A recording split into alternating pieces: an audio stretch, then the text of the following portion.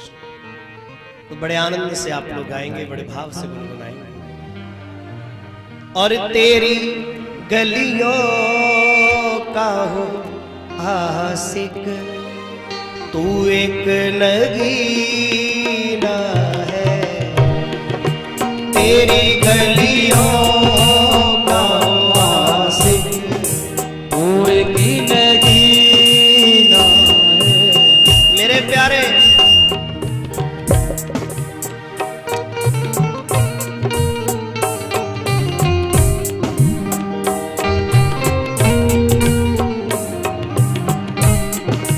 तेरी गलियों का आशिक, तू एक नगीना है।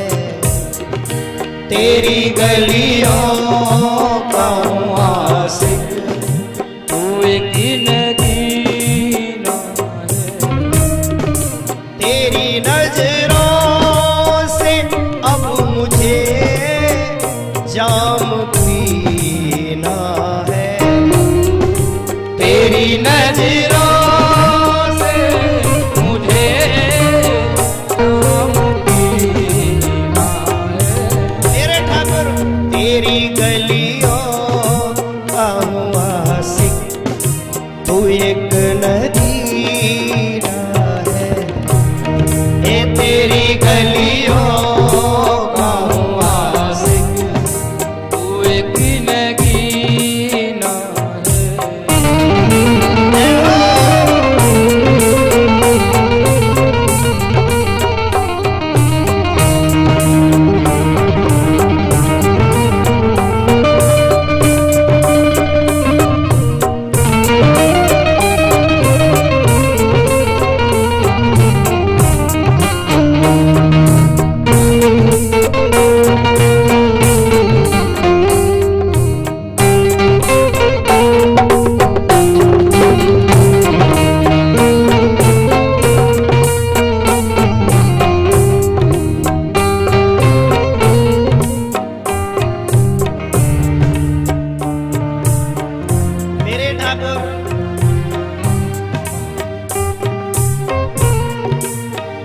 तेरी सुंदर छटा बड़ी प्यारी लगती है। ताली बजाकर सब लोग गाएं।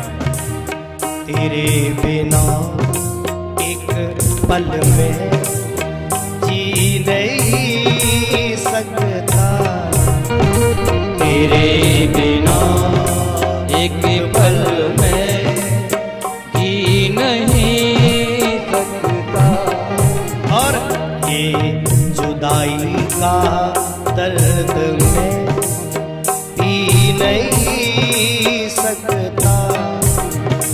ये जुदाई का दर्द में भी नहीं सकता।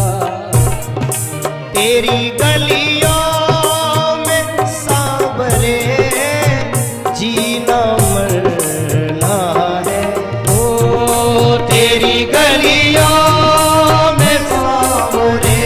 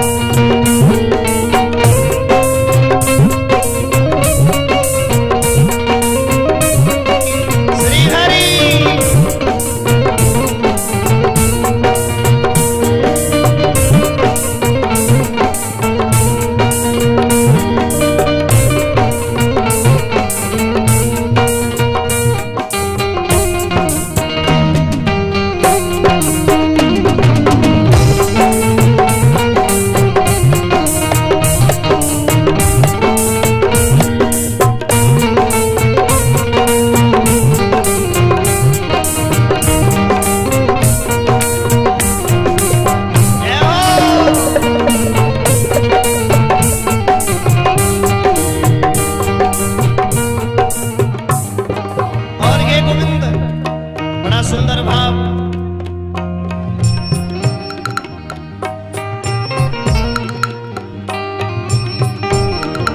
मेरे हमदम मेरे साथी, मेरे साथी हमदम, मेरे हमदम मेरे साथी, मेरे साथी हमदम, तेरी खुशी मेरी खुशी, तेरा गम मेरा गम, मेरी खुशी मेरी खुशी, तेरा गम मेरा गम।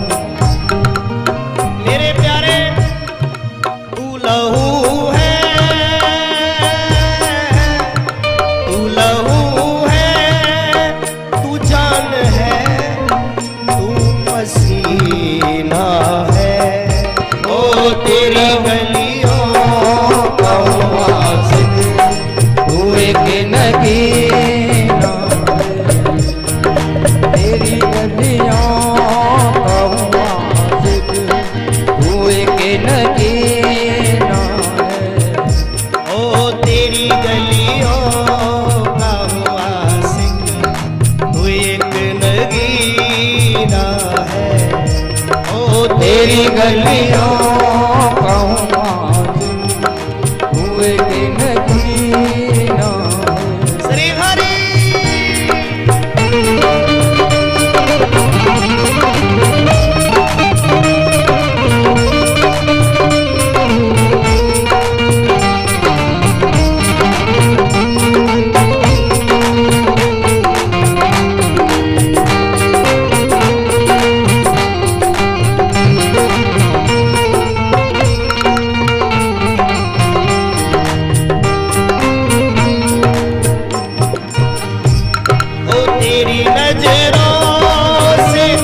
मुझे जाम पीना है। तेरी नजरों से मुझे जाम पीना है। क्योंकि जाम पर जाम पीने से क्या फायदा, रात बीती सुबह उतर जाएगी। पीले हर नाम का जाम बंदे, जिंदगी तेरी सुधर जाए। हो तेरी गलियों का हुआ तू एक नगीना है। ओ तेरी गलियों का वासिक तू एक नगीना है। राधे कृष्णा राधे कृष्णा राधे कृष्णा राधे राधे, राधे कृष्णा राधे कृष्णा राधे कृष्णा राधे राधे, राधे कृष्णा राधे कृष्णा राधे कृष्णा राधे राधे, राधे कृष्णा राधे कृष्णा राधे कृष्णा राधे राधे, राधे कृष्णा राधे कृष्णा राधे कृष्णा राधे राधे, राधे कृष्णा राधे कृष्णा राधे कृष्णा राधे राधे, कृष्णा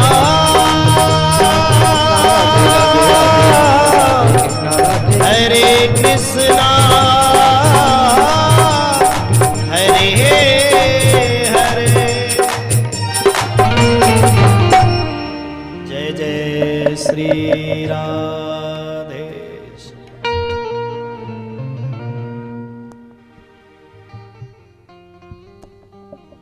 श्री हरि परम मंगल में परात्पर अकारण करुणा बरोडाले, बिजली को भी लजा दे इतना सुंदर पीतांबर धारण करने वाले भगवान श्री कृष्ण को मेरा कोट कोट प्रणाम।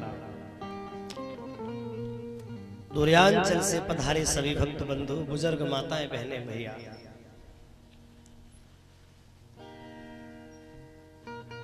इस पंडाल में उपस्थित सभी भक्तगण एवं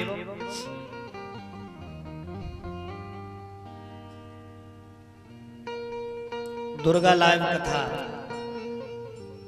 के माध्यम से दूर दूर तक अपने घर बैठकर कथा सुनने वाले सभी भक्तगण सबको मेरा बहुत बहुत साधुवाद, भगवान का बहुत आशीर्वाद आप सब पर।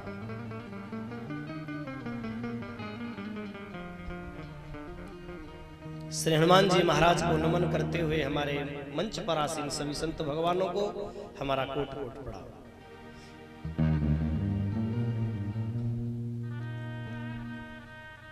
एक बात बड़ी सुंदर कहूं, सातों दिन की भागवत केवल एक ही चीज पर सजनो हुई। परीक्षित को तक्षक डसेगा और परीक्षित को खुद का ज्ञान कराने के लिए सुखदेव जी ने यह कथा श्रवण कराई।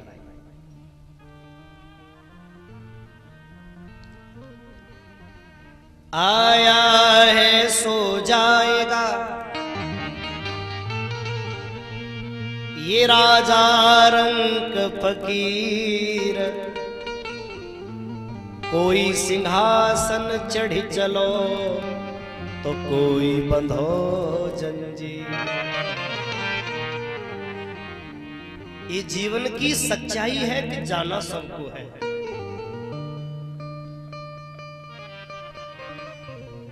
ये जानते हुए भी हम अनजान बन जाते हैं।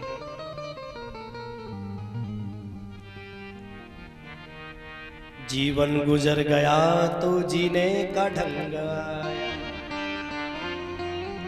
एक बात मुझे बहुत अच्छी लगती है, कबीरदास जी ने एक दोहा लिखा है। कबीरदास जी कहते हैं कि एक अचंबो हमने देखो, जे बंदर दूहे गाय, दूध दूध को पी गयो घी बनारस जाए। ये बड़ी समझने की बात है, माताएं बुजुर्ग सब सुने। पूरी जिंदगी तो निकाल दी मेड़न की, मेड़न पे खुरपिया चला चला के चिकनी कर दी सब मेड़े। न राम को नाम लयो वैसिया चारों डालवे में सुर सारो जीवन निकल गो। खुरपी चलाते पे भी राम नाम ले सकते पर नहीं लिया। उस समय सजनों उंगली चलाई, खुरपी चल रही है, दिमाग में चल रही है, इतने रुपया कर लेंगे फिर ऐसा होगा, फिर सारी जिंदगी उसी में। बंदर दूहे गाय, ये बंदर क्या है? ये मन है। जा डाली पे ते बा डाली पे, बा डाली पे ते बा डाली पे, उछल कूद करने वाला क्या है? ये बंदर मन है। और ये सारे शरीर का दोहन कर लेता है, ये अपने हिसाब से चलाता है। और जब मर गए तो फिर ले जाओ कहां? बोले अब काशी में जराव जाएंगे। दूध दूध को पी गयो, अब बच्ची का मरवे के बाद में शरीर हड्डियां अब इन्हें बनार जराए दो, सो घी बनारस जाए, उद्धार रह जाएगा, कबू नहीं होगा। अगर ऐसा होने लगे तो आदमी सारी जिंदगी कुकर्म करेगा, अंत में गंगा ही पे मरेगा। ले है बहुत नहीं प्यारे। मैंने उस दिन भी बोला था, आज भी बोलता हूं, जीवन गुजर गया तो रे जीने का ढंग आया, समा जब बुझ गई तो महफिल में रंग आया। घर से चला मुसाफिर, पहले वाले से सट्टी। घर से चला मुसाफिर, पहले वाला ही। रे जाना था बड़ी दूर, गाड़ी निकल गई तो वापस बेरंग आया। ये गाड़ी निकल गई तो वापस बेरंग आया। सज्जनों, ये सांसों की गाड़ी चुप चुप चुप चुप करके जो चल रही है ना, 96,000 करोड़ सांसें हम सबको मिलती हैं। कितनी? 96,000 करोड़ फिक्स है। कोई तो सज्जनों भाग दौड़ में जल्दी खर्च कर लेता है, अकाल मौत से नहीं कह रहा मैं, जो मौत से मरते हैं कोई जल्दी खर्च कर लेता है, कोई सज्जनों उल्टे सीधे कामों में और जल्दी खर्च कर लेता है, और कोई योगी जो होता है वो पूरी उम्र जी लेता है। बोले गोविंद भगवान। तन की मशीनरी ने, मेरे भाई बहन बड़ी समझने की बात, जब काम बंद किया उस वक्त वक्त मांगा, जब वक्त तंग आया। जब मरवे को गए तो मां वक्त मांग रहे ने और समय दे दे तेरो भजन कर ले। भैया फिर भजन नहीं होगा। एक बात मैं आपको समझा दूं, उस परमात्मा को हर समय समझिए, वो हर वक्त तुम्हारे साथ है, बशर्ते हमें उसे जानना है। उसके बिना कुछ है ही नहीं। जहां भी देखो वहां वो है। आपने देखा होगा हमारी गुड़िया बहने भैया सब लोग एक बात कहते हैं, वो हर समय दृष्टा है। तुम सोच रहे होगे कभी नहीं, वो 24 घंटे हमको देखता है। आपने कभी देखा होगा, बोले भैया दावत बड़ी अच्छी है, खा के देखो। खा रहे का देख रहे जी, बताओ खा रहे ना?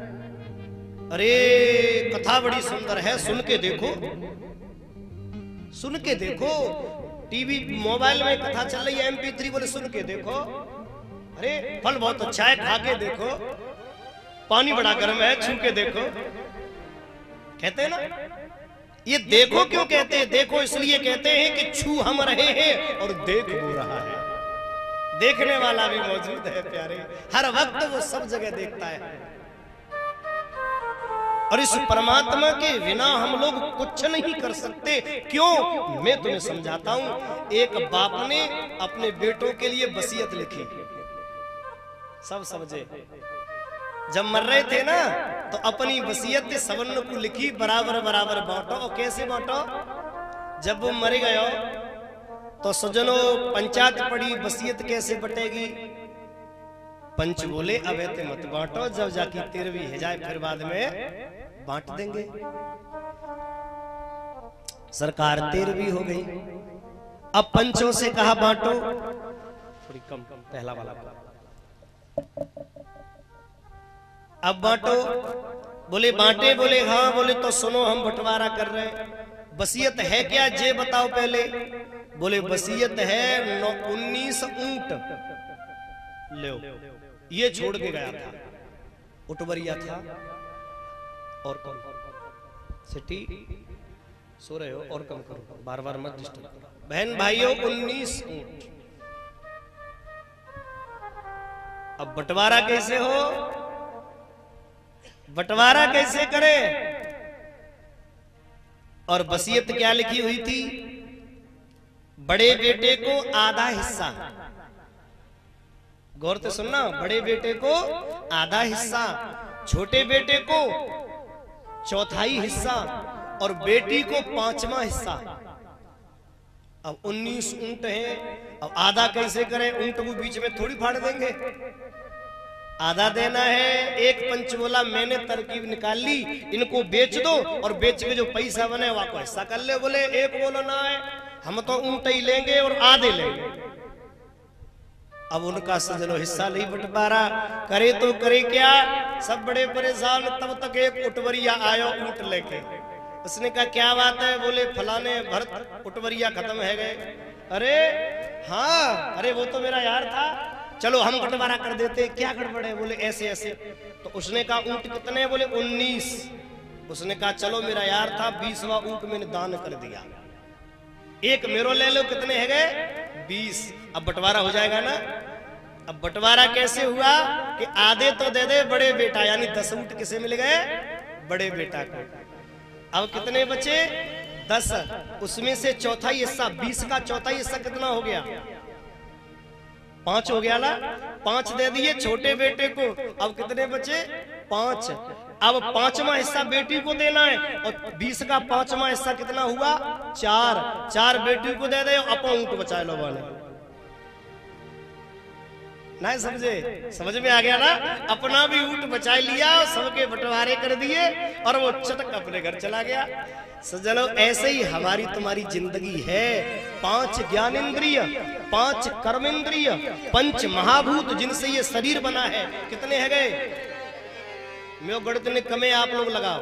5 ज्ञानेंद्रिय, 5 कर्मेंद्रिय और 5 महाभूत जिनसे ये शरीर बनो है। क्या है गए? 15। और 4 अंतःकरण, मन बुद्धि चित्त अहंकार। कितने है गए? 1900 को अगर मिला लो फिर वो शरीर नहीं चलेगा। जब तक वो 20वां ब्रह्म का तत्व इसमें नहीं होगा तब तक जे 1900 का मतलब के बोलो है का। जब तक सज्जनों 20वां नहीं होगा तब तक जे 19 काम नहीं करेंगे। इसलिए उसको हमें जानना है जो 20वां है वो परमात्मा सब में विद्यमान है? बोलिए बांके बिहारी लाल की जय, राधा रानी सरकार की जय। इसलिए सज्जनों इस जीवन को हमें परमात्मा के भरोसे करना है।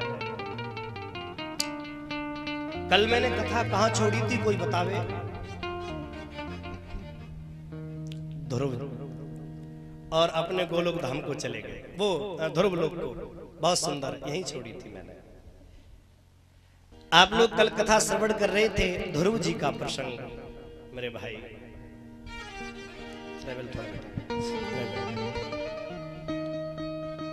ध्रुव जी जो है, मैंने कल भी आपको समझाया था, आज भी बोलता हूं, भजन में उम्र का सज्जनों कोई भी आकलन नहीं होता। भजन आप जो है किसी भी उम्र में कर सकते हैं। ध्रुव जी ने 5 वर्ष की उम्र में परमात्मा को पा लिया। आइएगा, इससे आगे हम लोग कथा श्रवण करें। कल आज यहीं से आगे कथा प्रसंग श्रवण कराएंगे। उससे पहले एक चीज और जान ले। अभी मैंने जो आपसे बात कही थी सज्जनों सांसों वाली, इन श्वासों को हमें परमात्मा के नाम में खर्च करना चाहिए। धर्म में रहोगे, सुबह सुबह बैठकर परमात्मा का ध्यान करोगे तो श्वासें कम खर्च होंगी और जीवन ज्यादा बढ़ेगा। और सच्चाई तो जीवन की सज्जनों ये है, हमें उस ब्रह्म को जानना है प्यारे, उस परमात्मा को जानना है।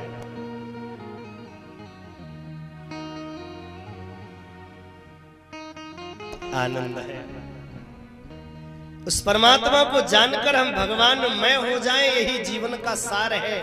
और जब तक हम इस चीज को नहीं समझेंगे हमारा जीवन उस ब्रह्म तक सज्जनों हम लोग नहीं पहुंच सकते, निरर्थक हो जाएगा। जीवन हमें निरर्थक नहीं करना, जीवन हमें सार्थक करना है प्यारे, सार्थक। एक सज्जन ने बहुत अच्छा भजन गाया है साहब, और ये भजन आप लोग सब बड़े मन से गुनगुनाए। जीवन तो भैया एक रेल है, कभी पैसेंजर कभी मेल है।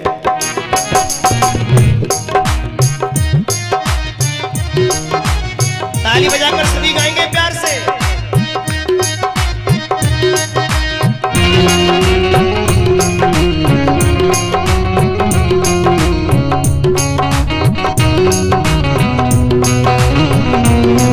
हरि बोल।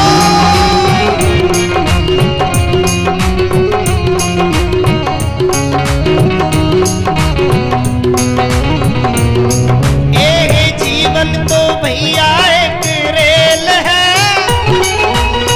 कभी पैसेंजर कभी मेल है। जीवन तो प्यारे एक रेल है, कभी पैसेंजर कभी मेल है। जय हो। तालियों से सभी लोग बड़े प्यार से गाइए।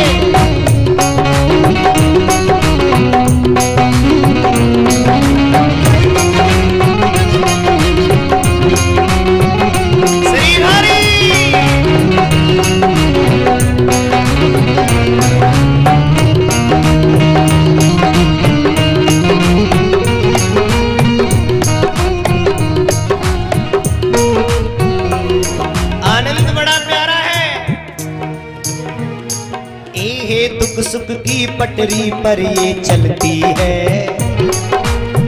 कभी डुलती है कभी हिलती है। आहा प्यारे, सुख दुख की पटरी पे ये चलती है, कभी हलती और कभी डुलती है। और प्यारे ये कब तक चलेगी? जब तक सांसों को में तेल है, कभी पैसेंजर कभी मेल है।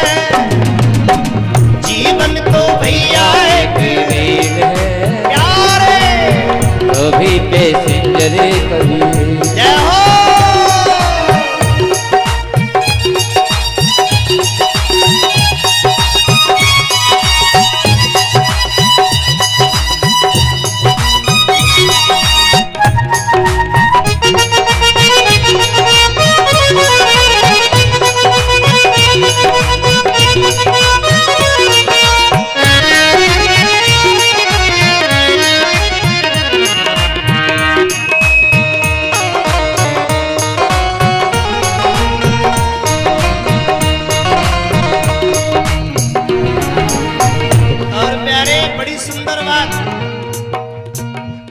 आगे चल करके ये रुक जाती है, सदा के लिए ये थम जाती है।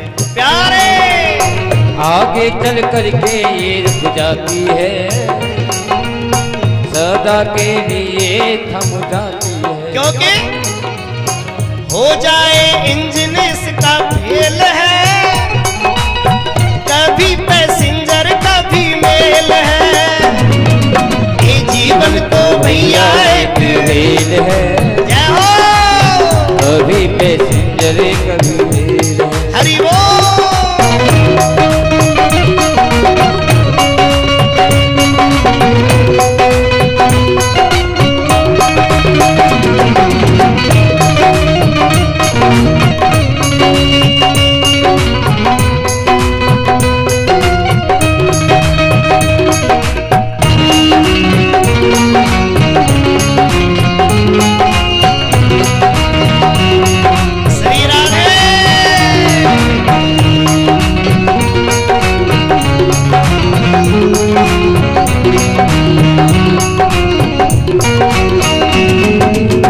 जीवन तो भैया एक रेल है, कभी पैसेंजर कभी मेल।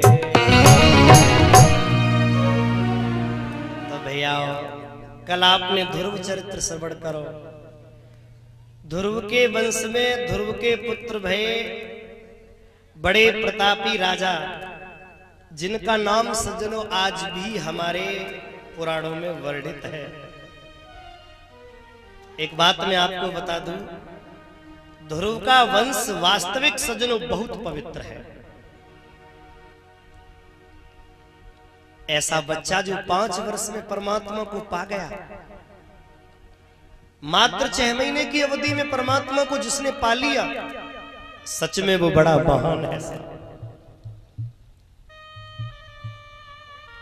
हमारे धर्म शास्त्र कहते हैं, महात्मा ध्रुव के बारे में सज्जनों जितना विश्लेषण करें उतना कम है। बेटा ध्रुव ने जिस मार्ग पर चलकर परमात्मा को पाया, वो मार्ग सज्जनों छोटे बच्चे के लिए सुलभ नहीं है, बहुत कठिन है। ऐसा संकल्प लेके भगवान को उसने पाया।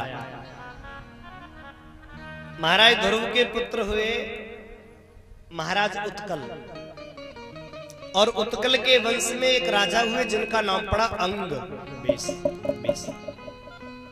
और महाराज अंग के जो पुत्र हुए वो बड़े ही विचित्र राजा हुए जिनका नाम है बेनु, महाराज बेनु। और ये जो बेनु है ना सज्जनों, बहुत ही आताताई, बहुत ही उत्पाती राजा। देखो मनुष्य के बिगड़ने के 4 साधन होते हैं, रूप, यौवन, संपत्ति और बड़ा पद मिल जाना। आदमी हमेशा सज्जनों इन्हीं चीजों से बिगड़ता है। ये चीज मिल गई तो समझो उसके बिगड़ने का साधन शुरू हो गया। यदा देवेषु वेदेषु गोपेषु विप्रेषु साधुषु धर्मे मयचय विद्वेषः सवा आसु विनश्यते। देवताओं के प्रति, वेदों के प्रति, गौ ब्राह्मणों के प्रति जिसकी निष्ठा खत्म हो जाए, समझ लेना उसे बचाने वाला कोई है ही नहीं, वो मरेगा। महाराज बेनु को महात्माओं ने सज्जनों श्राप दे के उसके शरीर का मंथन किया तो एक विराट पुरुष प्रकट हुआ जिसका नाम पड़ा भगवान साक्षात परमात्मा प्रकट हुए, जिनको हम पृथु के नाम से जानते हैं। जोर से बोलना, बोलिए पृथु महाराज की। महाराज पृथु की पत्नी का नाम है अर्ची। राजा बेनु के कारण पृथ्वी पर त्राह त्राह मच रही थी साहब। समस्त संसार में प्रकृति के अंदर पाप समा गया था। प्रकृति सभी रत्नों को लेके अपने अंदर समाहित करके बैठ चुकी थी। जब प्रजा भूखों मरने लगी तो पृथु महाराज ने धनुष पर बाण चढ़ाया और पृथ्वी को जाकर सजनो धमकाया। पृथ्वी बोली मैं जानती हूं तुम कुछ भी कर सकते हो, लेकिन क्रोध से उपाय नहीं सूझता। तुम्हारी प्रजा इतनी निठल्ली हो गई थी बैनू के राज्य में कि उसने कुछ किया नहीं। आप जो है हल चलाइएगा। महाराज ने हल चलवाए, बारिश हुई, गैया का दोहन करवाया, पृथ्वी गाय बनकर आ गई साहब। पृथ्वी ने महाराज पृथु से सिर्फ इतना कहा, राजन एक चीज जान लो, कर्मणा जायते जंतु कर्मणैव विलीयते। ऐसा हो ही नहीं सकता। बोलो मिलेगा क्या? दूध में घी है, दूध के लोटे को ले लो और उसमें उंगली से घी ढूंढने लग जाओ तो मिलेगा क्या? नहीं मिलेगा। घी कब मिलेगा? जब हम उसको जमाएंगे और दही बनेगा, और जब चलाएंगे तब। तुम्हारे यहाँ नैनी बोलते हैं, क्या बोलते हैं, वो निकलेगी, फिर वह गर्म करेंगे और तब कहीं जा करके घी मिलेगा। कर्म कर्मणैवा विपद्यते। राजन सुनो, कर्म करिए। यदि ईश्वर नाम की कोई चीज है तो सुनिए राजन। अस्ति चेदीश्वरम कस्जिद फलरूप्यन्न कर्मणाम कर्तारं भजते सो अपि नहा कृतं प्रभुं सह। देखो, यदि ईश्वर नाम की चीज है तो बिना कर्म के फल नहीं दे सकती। ना भुक्तम चीयते कर्म जन्म कोटि सतैरपि अवश्यमेव भोक्तव्यम कृतं फलम शुभाशुभम। आज हमने बुरा कर्म किया तो कल उसका बुरा फल मिलेगा। राजन, जो तुम्हारे पूर्वज राजा बैनू कर गया उसका फल तुम्हें मिल रहा है। बोया पेड़ बबूल को तो आम कहां से आए। बेटा गोविंद श्री हरि, बोया पेड़ बबूल का तो आम कहां से आए।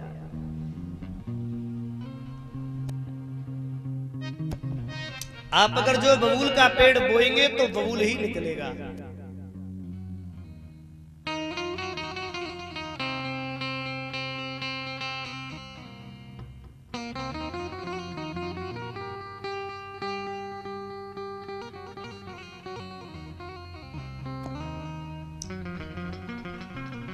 माता में क्या करूं?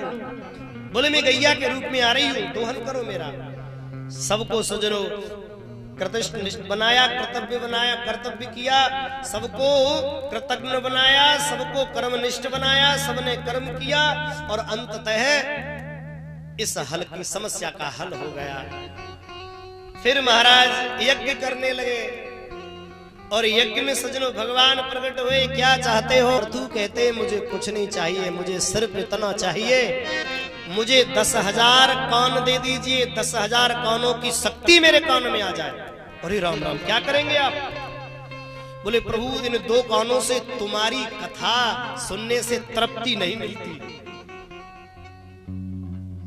एक बात कहूं, हम इन 2 कानों से ही परेशान हैं। इन 2 कानों से ही कथा नहीं सुन पा रहे, बस चकाचक फिल्मी गाने सुन पा रहे। लेकिन प्रभु कहते हैं 2 कानों से प्रभु में तृप्त नहीं हो रहा, मुझे और शक्ति दीजिए, 10 कान दे दीजिए, 10,000 कानों की शक्ति दे दीजिए। ऐसे ऐसे महापुरुष हुए थे। इसी वंश में आगे चलकर के प्राचीन बरही इत्यादि राजा हुए। महाराज प्रियव्रत के वंश में एक राजा हुए जिनका नाम है ऋषभदेव। और आप सब जानते हैं ऋषभदेव के सुंदर चरित्र को। ऋषभदेव वास्तविक बड़े धर्मात्मा हुए। मेरे भैया सच बताऊं, मेरे ऋषभदेव का चरित्र इतना सुंदर है, इतना पावन है कि बस बोल नहीं सकता। ऋषभदेव ने अपने जीवन में सन्यास को धारण कर लिया और सन्यासी बन के जंगल में चले गए। वहां भी जनता ने नहीं छोड़ा। तो ऋषभदेव ने जनता से दूर रहने के लिए बोले आए थे हरि भजन को और ओटल लगे। संत को पब्लिक से ज्यादा नहीं जुड़ना चाहिए। वो संत होता किस लिए है? जिसके समस्त विकारों का, समस्त इच्छाओं का अंत हो जाए, वहां से शुरू होता है संतता। जिसके जीवन से संकल्प विकल्प मिट जाए, कोई संकल्प न रहे, कोई खाली जगह न रहे मस्तिष्क में, सिर्फ भगवान का नाम याद रहे, वो संत है। बोलिए संत भगवान की। भैया ऋषभदेव भजन करने लगे, नंगे हो गए और शरीर से मलमूत्र लपेट लिया, ये कोई मेरे पास नहीं आवे। तो सब लोग को घिन आने लगी, ये तो पागल है, और सब भाग गए। ऋषभदेव भजन करने लगे। और सुनो, यही तो संत का काम है क्या? बाहवादी बाहवादी मौज फकीरान दे, बाहवादी मौज फकीरान दे। ताली बजा के सभी लोग आओ। कोई तो खावे रे चना चवेना, कोई तो खावे रे चना चवेना, और काऊ की भांग घुटी रांद तो बाहवादी, ओ बाहवादी मौज फकीरान दे, बाहवादी मौज फकीरान। जय हो।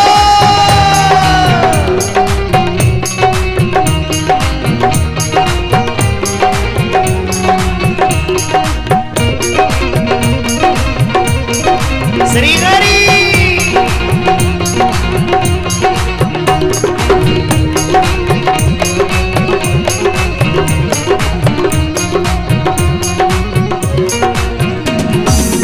ना कुछ मेरा, ना मैं किसी का, ना कोई मेरा, ना मैं किसी का, बस बस ये ही रटन लगी रांद तो बाहर।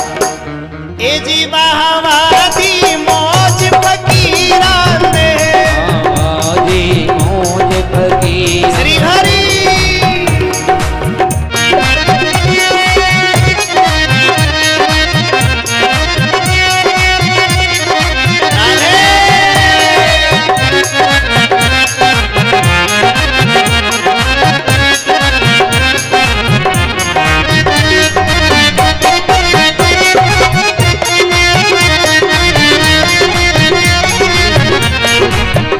अरे कोई तो खावे रे चना चवेना, कोई तो खावे रे चना चवेना, अब काऊ की भांग घुटी रांद, बाहवादी मौज फकीरान दे, बाहवादी मौज फकीरान। ऐसे होते महात्मा चकाचक, किसी से कोई मतलब नहीं, झूठे जगत से करके किनारा, और ना हम किसी के न कोई हमारा। भैया उन्हीं महाराज ऋषभदेव जो है जैन धर्म के प्रथम तीर्थकर है। जैसे हमारे यहाँ 24 अवतार होते हैं, अपने हिंदू धर्म में, जैन धर्म में 24 तीर्थकर होते हैं। तो पहले कौन है महाराज? ऋषभदेव। ऋषभदेव के पुत्र हुए सरकार भरत। मेरे पिताजी भगवान के भक्त हो गए, तो मुझे भी तो होना है। भरत ने भी सजनों घर छोड़ दिया। भरत भगवान घर छोड़ के हिमालय की कंदरा में सजनों गंडकी नदी के बगल में दामोदर कुंड के पास में रह रहे। जो मिल जाता खा लेते, नहीं मिल जाता तो ठाकुर जी की कृपा। पता है एक दिन गंडकी नदी में नहाते समय क्या देखा? एक हिरनी और उसके पीछे शेर चला आ रहा है। महाराज भरत ने देखा कौतुक। हिरनी डर के मारे फड़फड़ाने लगी जल में, और उसके उधर से बालक निकला और वो बालक भी फड़फड़ाने लगा। हिरनी तो बाहर जाके मर गई, और जो वो बालक है ना, वो जल में फड़फड़ाने लगा। महाराज भरत ने पता है उस बच्चे को सजनों उठाया। संत हृदय नवनीत समाना।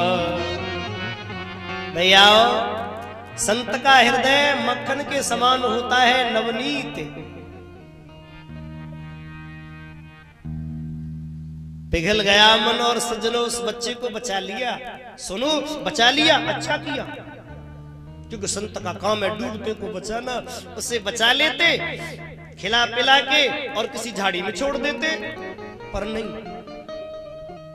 आए थे हर भजन को ओटल लगे के पास, अरे उसे तो अपने हृदय से लगा लिया। उस बच्चे को अपने हृदय से लगा के अपनी झोपड़ी में ले आए साहब। और जब अपनी झोपड़ी में लेकर के आए ना उस बच्चे को, और भैया उसे उसी के साथ खाते, उसी के साथ रहते, उसी के साथ चलते, उसी के साथ दिन बिताते। एक दिन जब नहाने के लिए वो गए सजनों नदी में, तब तक हिरण का झुंड उधर से निकला। तो उस बच्चे ने क्या देखा, हाय मर गए हम, जा कौन दड़ियल के चक्कर में पड़े, परिवार तो जे गए। हाँ, किसी ने बड़ी अच्छी बात कही है, कोयल के सुत कागा पाले, हंसी हंसी कंठ लगाए, बड़े भये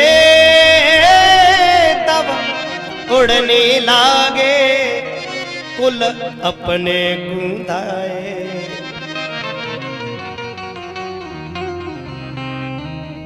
हिरण का बच्चा तो झुंड में चला गया। अब भरत महाराज की आंखों में आंसू आ गए। वो महात्मा क्या करे, रोने के अलावा कोई चारा नजर नहीं आया, सिर्फ और सिर्फ रोते रहे। हाँ मेरा हिरण का बच्चा, हाँ मेरा हिरण का बच्चा। एक दिन वो आया कि वो मर गए। और सुनो, गीता में भगवान श्री कृष्ण ने लिखा है, अंत काले च मामेम स्मरण मुक्त्वा कलेवरम। अंत काल में आपकी जिधर दृष्टि होगी, आपको दूसरे जन्म में वही जाना पड़ेगा। ये कन्फर्म है। बड़े बड़े शहरों में मैंने देखा है, मरते समय बच्चों को तो सेठ पास नहीं आने देता और कुत्ता को सीने पे बिठा लेता, इस डॉगी को देख के मरूंगा। तेरा राम भला करे। अगर कृष्ण ठीक कह रहे हैं गीता में कि चाहे देख के मरेगा सही बनना पड़ेगा, तो कुत्ता कुत्ता कहे कि मरोगे तो फिर क्या बनोगे बताओ, कुत्ता ही बनना पड़ेगा। उस समय मेरे बहन भाइयों सिर्फ परमात्मा की याद होनी चाहिए। उस समय सिर्फ मालिक के अलावा और कोई चाह नहीं होनी चाहिए, सिर्फ और सिर्फ परमात्मा का ध्यान। भरत मर गए, हिरण बन गए, हिरण की योनि भी छोड़ दी, फिर जाके एक ब्राह्मण के घर में जन्मे। और उस दिन से भरत ने अपनी बुद्धि का प्रयोग करना बंद कर दिया। ज्यादा बुद्धि चलाई सो हिरण बन गए। अब नहीं चलाएंगे, अब तो भजन करेंगे। माँ बाप रहे तब तक तो देख रेख भाई, और भैयन ने सोची जी तो मूर्ख हुए, नाम धर दो जड़ भरत, और उसको खेत पे ले जाके खड़ा कर दो। चल खेत रखा,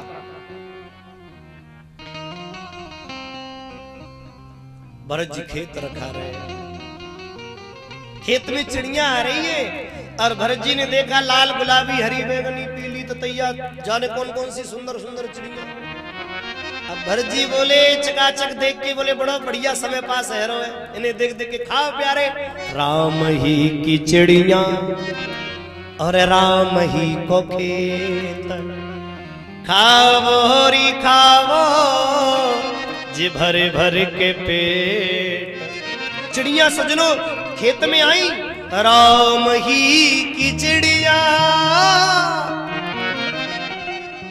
राम ही को खेत, खाओ री खाओ भर भर के पेट। भैया ने आए के एक चांटा दो, चोरे तेने खेतों खवाए लो। तो पता है भरत जी का बोले, और चिड़िया चुंग गई सारा खेत, चिड़िया चुंग गई सारा। ताली बजा के सब लोग आप प्यार में, चुंग गई सारा। अरे आंख खुली रे जब देखा मैंने, आंख खुली जब देखा मैंने, आंख खुली रे जब देखा मैंने, आंख खुली जब देखा मैंने, खेत मेरे तहीरे चिड़िया चुंग गई सारा खेत, चिड़िया चुंग गई सारा खेत। ओ चिड़िया चुंग गई सारा खेत, चिड़िया चुंग गई सारा। जय हो। आंख खुली रे जब देखा मैंने, आंख खुली रे जब देखा मैंने। सीरा दे। आंख खुली रे जब देखा मैंने, आंख खुली रे जब देखा मैंने। खेत मेरे दही रेत चिड़िया डूब गई सारा, खेत कुछ नहीं छोड़ा, डूब गई सारा। क्योंकि बड़े प्यार से जय हो, आनंद से हरि बोल।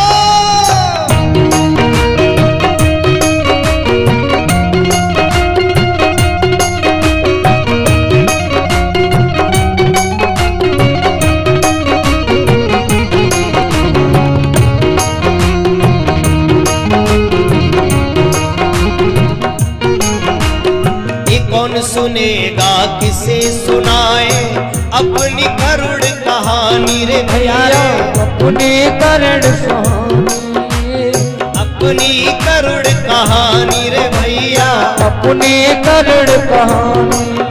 अरे कौन सुनेगा किसे सुनाए अपनी करुण कहानी ओ प्यारे, अपनी करुण कहानी।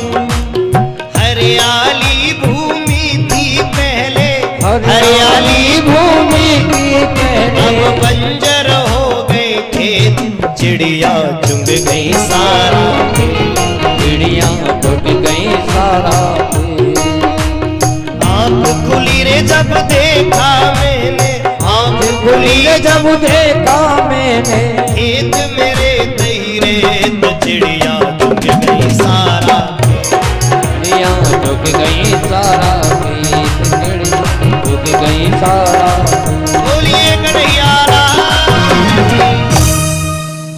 हरियाली भूमि थी पहले, अब बंजर रह गए खेत, चिड़िया चुंग गई सारा। ले आओ भैया। भरत के भाइयों ने फावड़ा उठाया और फावड़ा लेके भरत से गाले पकड़, चल खेतों में जाकर के नाली बना। और भरत लेके फावड़ा नाली बनाने चले।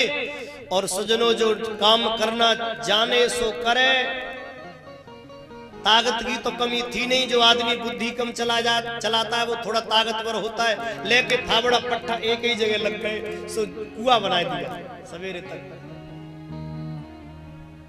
भाई लोग सुबह आए, बोले ओ पागल चोरे जी तेने कहा कर दो। भरत जी बोले होश में रहो, बैठे नहीं है काम कर रहे। भाइयों ने उसे घर से निकाल दिया। आहा, जंगल में जाकर भद्रकाली के मंदिर में भरत ने शरण ली। वहां चोरों ने बलि चढ़ानी चाहिए तो वहां भद्रकाली ने बचाया। एक दिन एक पालकी आ रही थी सिंधु सौवीर नरेश महाराज रहुगढ़ की। भाई बहन उस पालकी में एक कहर बीमार पड़ गया, सो भरत को ही पकड़ के लगा लिया। भरत है ताकतवर, चीटी आवे तो भरत जी उछल जाए, राजा का सर फट्टी में जड़ाकते लगे। राजा बोले ये कौन लगा लिया तुमने? अरे इसको इतनी अकल नहीं है, पालकी कैसे चलती है चलाना नहीं जानता, इसको दंड दूंगा, इसको अकल सिखाऊंगा। खा पी करके मोटा हो रहा है। भरत जी की दोनों आंखों में आंसू भर गए। तो भरत महात्मा रोकर बोला, अब तक मैं किसी से बोला नहीं, मैंने प्रतिज्ञा करी थी कि बोलूंगा नहीं। अगर आज नहीं बोला तो दुनिया कहेगी भरत जैसा महात्मा जिसकी पालकी में लग गया हो वो राजा मूर्ख का मूर्ख रह गया। आज तो मुझे बोलनो पड़ेगा। सो भरत पहली बार जीवन में कुछ बोले हैं। रहुगढ़ से 2 शब्द कहे, बोले रहुगढ़ तू क्या बोल रहा है, पहले बोलना तो सीख। उसने कहा क्या बोल रहा है रे कहार? बोले हाँ मैं ये बोल रहा हूं, तू पहले बोलना तो सीख। बोले क्या बोलना सीखूं? बोले तू क्या बोल रहा था कि तू मुझे दंड देगा? मैं मोटा ताजी हूं, मेरे पे पालकी नहीं चलती, ये बोल रहा था ना। अरे सुन रे, मोटा होना, लंबा होना, पतला होना, छोटा होना, काला होना, गोरा होना, ये तो सब शरीर का धर्म है। मैं शरीर नहीं हूं रे रघुगढ़, मैं आत्मा हूं। और तू तेरी चली क्या, तेरी 7 पीढ़ी आत्मा का कोई इलाज कर नहीं। मैं शरीर हुई नहीं, मैं तो आत्मा हूं, और आत्मा का तू क्या इलाज करेगा। अरे राजन, आटे को, गेहूं को पीस कर आटा बना देगा, आटे को पीस कर मैदा बना देगा, और मैदा को पीस कर और कुछ बनाने की औकात तेरी नहीं है। मैं वो मैदा हूं, तू मेरा क्या इलाज करेगा। मैं शरीर नहीं, मैं आत्मा हूं। स्तौल्यम कार्यस्य व्याधय, अरे तू क्या मेरा इलाज करेगा। इतना सुनते ही चरणों में गिर गया भरत के में रघुगढ़, और बोला प्रभु आप अपना परिचय दे दो। मुझे तो लग रहा है साक्षात कपिल भगवान ही आ गए का मेरे घर पे। भगवान बोले परिचय लेगा मेरा, सुन। अहम पुरा भरतो नाम राजा, मैं तुझे अपना परिचय देता हूं, सुन। अहम पुरा भरतो नाम राजा, विमुक्त दृष्टि श्रुत संग बंधव। राजन, मैं पहले भरत नाम का राजा था, संगति के कारण मैं हिरण बना। आराधनम भगवत इह मानो, मृगो अभवम मृग संगादतार्थ। मृग की संगति के कारण मुझको मृग बनना पड़ा। राजन, आचार्य सुखदेव जी कहते, राजन जड़ भरत जैसे महापुरुषों के अवतार से, जड़ भरत के संग से हमारी इस भूमि का नाम ही भारत जैसा महान पड़ पाया है। रघुगढ़ ने तो चरण पकड़ लिए, प्रभु आज तुम तो मेरे यहाँ आ गए, मेरा तो जीवन सफल है। मैं मूर्ख तुम्हारे ऊपर बैठ गया, अब तो पैर पकड़ ले, कुछ ज्ञान देव। तो अहो मनीषा किमिकार शोभनो, प्रसन्न एषा स्वदतदं स्वयं हरिः। ऐर जन्म लब्धं नृप भारताजिरे, मुकुंद सैवोपयकं स्पराहिनः। देवता भी तरसते हैं कि भगवान का शरीर मिल जाए, और तुझे शरीर मिल गया, तू दूसरों के ऊपर बैठ के जाता, मूर्ख, भजन नहीं करता।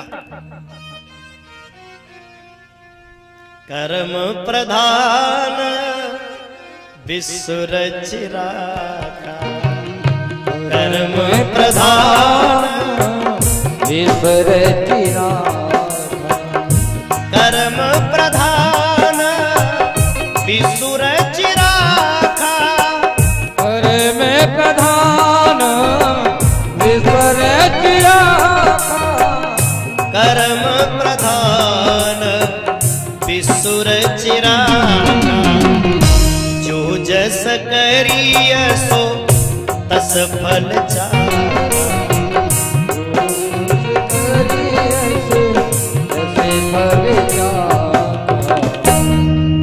कर्म प्रधान विश्व रचना का कर्म प्रधान है ऐसा बता दिया, और कहा राजन जैसा करेगा वैसा फल मिलेगा। उसके लिए भी व्यवस्था बना रखी है। कहा, बोले 99,000 योजन की ऊंचाई पर दक्षिण दिशा में। क्या व्यवस्था है प्रभु? बोले जो जैसा करेगा उसे वैसा भरना पड़ेगा। 28 नरक बनाए हैं, उनके नाम ताम्रिस, अंध ताम्रिस, रौरव, महारौरव, कुंभीपाक, कालसूत्र, और बाद में दूसरा बताया असिपत्रवन। जो जैसा करता है वैसा भरना। अब सुनो एक एक बात, नेक नेक वर्णन कर दूं नरकन को, शायद तुम्हारी समझ में आ जाए। देखो भैया, जो झूठी गवाही देता है, किसी से धोखा करता है, उसे ताम्रिस नाम के नरक में जाना पड़ता है। जो व्यक्ति पराये धन को हड़पना चाहता है, वो व्यक्ति अंध ताम्रिस नरक में जाता है। जो व्यक्ति किसी से द्वेष करता है, घृणा करता है, वो रौरव में जाता है। और जो दूसरे को मारकर उसका मांस खा जाता है, मांसाहारी, उसको बहन भाइयों कुंभी पाक में जाना पड़ता है। जो मीट खाते ना चकाचक, आहा लेग पीस ले जा, पता है क्या होता है उनका? फिर उनकी चुटिया पकड़ के फिर सज्जनों कई मन तेल गरम होता है, उसमें जाके डाला जाता है, फिर वो उनको भूना जाता है चकाचक। फिर उनकी वो बनाते पकौड़ी, उसको लंबी पूंछ के कीड़े खाते ले जा। और सब ये मत सोचना कि हमें पता नहीं चलता। मेरे बुजुर्गों, मेरे भाइयों, सारी पीड़ा होती है हमें, बिल्कुल। आपने देखा होगा बहुत ऐसे केस, जो आदमी मर के फिर वापस आएगा तो वाकई शरीर पे नीले निशान दिखाई देता है। बाकी ठुकाई होती है बुरी, पूरे कर्म को लेखा जोखा लेके पिटाई करते हैं। तो जो पीड़ा आज हमें होती है वही पीड़ा सजनों वहां भी महसूस होती है मरने के बाद भी। इसलिए ऐसे कर्म करो जो नरक में न जाना पाए। अब तो महाराज रघुगढ़ बोले, प्रभु बचे कैसे? तब अजामिल की कथा सुनाई। एक अजामिल नाम का पंडित था, बहुत विद्वान ब्राह्मण। केचित केवल्या भक्त्या वासुदेव परायण अधम दुर्वंती कान्यसेरेन नीहाराम भास्कर। सबसे बड़ा प्राश्चित ही सज्जनों गोविंद का कीर्तन है। नरक से बचना है तो कीर्तन करना पड़ेगा। नरक से बचना है तो कीर्तन करो, ऐसा बताया। बोले किसने किया? तब अजामिल की कथा सुनाई, बड़ी सुंदर। और अजामिल की कथा 2 मिनट के लिए सभी मन से सुने। सुखदेव जी बोले, राजन परीक्षित एक बहुत बड़े पंडित जी थे, नाम था अजामिल। और अगर सच पूछी जाए ना तो वो पंडित जी इतने विद्वान थे, रास्ते पे जाते थे तो लोग उनके चरणों में सर रख देते थे। पर मालूम है माताओं भाइयों, सबसे ज्यादा कंट्रोल अगर हमें करनी है तो अपनी आंखों पे। हमें पाप में डालने की सबसे पहली सीढ़ी क्या है मालूम है? जे आंखें। महाराज अजामिल ने एक गड़िका को स्नान करते देखा, और वो गड़िका माने वैश्या स्नान कर रही थी। अजामिल ने उसकी तरफ देखा और सुजनों देख करके बोला, अरे ओ गड़िका, अरे ओ वैश्या, मेरे घर चलेगी? उस गड़िका ने कहा, तुम्हारा दिमाग तो ठीक है, तुम्हारी बुद्धि तो सही है, तुम्हारा सारा परिवार मिट जाएगा, तुम्हारे बाल बच्चे तुम्हें छोड़ के चले जाएंगे। और बाल बच्चे छोड़ो, तुम्हारी बीवी, तुम्हारी पत्नी और तुम्हारे बच्चों के होते मैं तो जा ही नहीं सकती। मुझे ले जाओगे तो उन्हें छोड़ना पड़ेगा। अजामिल बोले, तैयार हूं। गड़का ने कहा, एक बात और सोचो, परिवार के साथ साथ पूरा समाज तुम्हें छोड़ देगा। तुम अपनी पत्नी को छोड़ोगे और अब वैश्या को घर में रखने के जुर्म में पूरा समाज तुम्हें छोड़ देगा। एक मिनट, सब छोड़ देगा।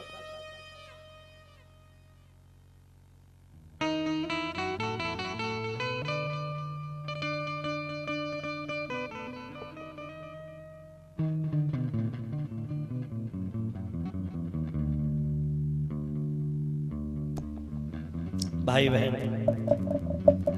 ध्यान देना सज्जनों, आचार्य सुखदेव जी समझाते राजन परीक्षित, बहुत सुंदर भावना। बहन भाइयों, उस अजामिल ने कहा गड़िका से, बोले ठीक है, समाज मुझे छोड़ देगा, मुझे किसी की परवाह नहीं है, वो तू चल मेरे संग। तो भैया वो गड़का लेके घर पे आए गए, और जब गड़का को लेके आया तो जितना समाज था सबने अपने से अलग कर दिया है, इस पंडित को साथ नहीं रखना। अब जितना धन था सब वैश्या ने एक ही साल में अपनी लीपा पोती में खर्च कर दो। लीपा पोती जानता हूं, मेकअप सब खर्च कर डाला महात्मा उस ब्राह्मण का धन, और इतना खर्च कर डाला कि घर में कुछ बचा ही नहीं। खाने के लाले पड़े तो पंडिताई कोई अब कराता नहीं है, इसलिए सबसे सस्ता काम सोच लिया, चोरी करेंगे। इस काम का कोई रजिस्ट्रेशन नहीं है, न समाज देखना न परिवार देखना। चोरी तो आराम से, लाल कपड़ा बांधा, मसाला हाथ में ली और निकल गया। जो लोग अजामिल को देखकर प्रणाम करते थे वो लोग आज अजामिल से चिढ़ते हैं, किवाड़ बंद कर लेते, दुष्ट आ गया। देखिए एक बात मैं आपको समझाऊं, आदमी बिगड़ के सुधरता है तो वाल्मीकि कहलाता है, और जो सुधरा हुआ बिगड़ता है वो अजामिल कहलाता है। हमें अपने ऊपर कंट्रोल रखना चाहिए। एक चित्रकार की कहानी में तुम्हें सुनाता हूं मेरे भाई बहन। एक बार एक चित्रकार ने सोचा कि मैं ऐसा चित्र बनाऊं जो दुनिया में प्रसिद्ध हो जाऊं। तो उसने दुनिया के सबसे गुणवान व्यक्ति को तलाशना शुरू कर दिया। एक मंदिर में एक पुजारी बैठा मिल गया। लोगों ने कहा इससे बड़ा गुणवान पूरी दुनिया में नहीं है। उसी का चित्र बनाया और लिख दिया कि दुनिया का सबसे बड़ा गुणवान व्यक्ति। तो पूरे विश्व में उसके चित्र बिकने लगे, चित्रकार प्रसिद्ध हो गया। माता बहन भाइयों गौर से सुनना, 2-4 साल 5 साल तक उसकी तस्वीर बिकी और 5 साल बाद ध्यान देना सज्जनों, मालूम है क्या हुआ? उसकी तस्वीर 5 साल तक तो बिकी और 5 वर्ष बाद मालूम है उसने क्या किया? अब सोचा कि अब किसकी तस्वीर बनाऊं? बोले सबसे अवगुड़ी की बनाऊं। अब तक तो गुणवान की बनाई और अब सबसे अवगुड़ी की। और सबसे अवगुड़ी कहां मिलेगा? बोले दारू खाने में, जुआ खाने में, जेल में। सबसे अवगुड़ी वो ढूंढने गया, कहीं नहीं मिला। एक सेंटर जेल में जंजीरों में जकड़ा, लंबी दाढ़ी में एक 7 फुट का आदमी मिल गया।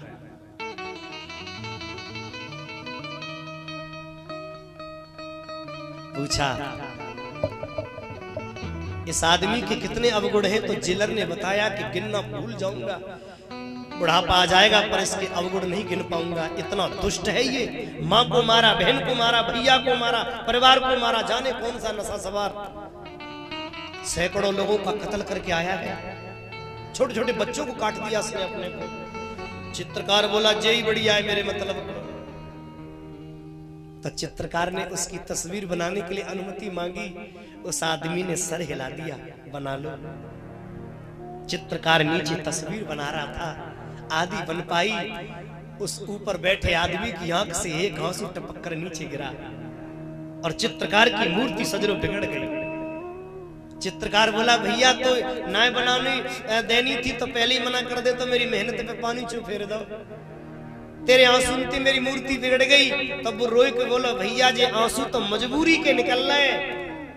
आज से 5 वर्ष पहले ओ चित्रकार तू किसी मंदिर में गया था? बोले गया था। किसी की तस्वीर बनाई थी? बोले बनाई थी। वो बहुत बिकी थी? बोले बिकी थी। और आज जिसकी तू तस्वीर बना रहा है, किसी दिन तूने एक गुणवान की तस्वीर बनाई थी और आज एक अवगुड़ी की तस्वीर बना रहा है। और संयोग से वो गुणवान भी मैं ही था और वो अवगुड़ी ही मैं ही हूं। मैंने नेक मार्ग भटका, एक महात्मा के चक्कर में पड़ के मैं गांजो पीवो सीख गयो। वह गांजे के नशे का ऐसा भूत सवार हुआ कि मैंने पूरे परिवार का कत्ल कर डाला और इतना दुष्ट बन गया। उस गांजे की तलब ने मुझे पागल कर दिया और आज मैं दुनिया के सबसे गुणवान से दुनिया का सबसे अवगुणी व्यक्ति बन गया। तो कहने का मतलब अवगुण कब कहां किस जगह हमारे शरीर में आ जाए, हमें हर समय सतर्क रहना आवश्यक है। तो अजामिल बिगड़ गया साहब। एक महात्मा की टोली उसके घर से गुजरी, संकीर्तन करते हुए महात्मा चले, अजामिल के द्वार पे आ गए साहब। नारायण हरि। अजामिल की पत्नी ने रोक रखा, महाराज मैं आपको भोजन नहीं करा सकती क्योंकि मैं वैश्या हूं, गणिका हूं। लेकिन महाराज ये घर अजामिल जैसे भक्त का है, अजामिल अब दुष्ट हो गया है मेरे कारण। प्रभु मेरे हाथ का सूखा आटा ले लो तो आप भोजन बनाकर भोजन पालो। इस अजामिल के घर से कोई कभी खाली गया ही नहीं था। महात्माओं ने कहा ठीक है। आटा लेके सजनों भोग लगा ही रहे थे, तब तक तो लेके मसाल पट्टा चकाचक बांध के सजनों सर पे पगड़ी और कफन आकर के बोला खड़े हो, ए बाबा दाढ़ी वाले उठ। चोरे कौन ने बुलायो? महात्मा सब कपने लगे, जिंदा मार देगा। एक महात्मा हिम्मत करके बोला तुम्हारी पत्नी ने, और ये बात सच है, कितनो खूंखार आदमी हो काउत ना डरे पर पत्नी से जरूर डरता होगा 100%। पत्नी ने बुलाया, अरे तो बैठो बैठो बैठो, घी लाऊं। भोजन किया। एक महात्मा ने धीरे से कह दिया ए अजामिल हमने भोजन कर लिया, दक्षिणा मिलेगी। अजामिल बोलो भूतन पे थे पूत ले रहे हो त्यारे, ये कमंडल ना छीने, जी बहुत बड़ी कृपा है।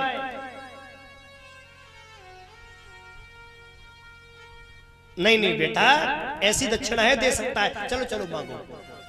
उन्होंने कहा बोले तेरे जो भी पुत्र हो उसका नाम नारायण रख दे रहा। ठीक है, जामे कोई बड़ी बात ना है, पुत्र होएगा, बाको नाम नारायण धर देंगे। सजनों धीरे धीरे समय आया और समय ने ऐसा चक्र दिया कि अजामिल के घर में फिर से पुत्र हो गया और उसका नाम उसने नारायण रख दिया। रामचरितमानस में एक चौपाई बड़ी सुंदर है कि भाव कुभाव अनक आलस, भाव कुभाव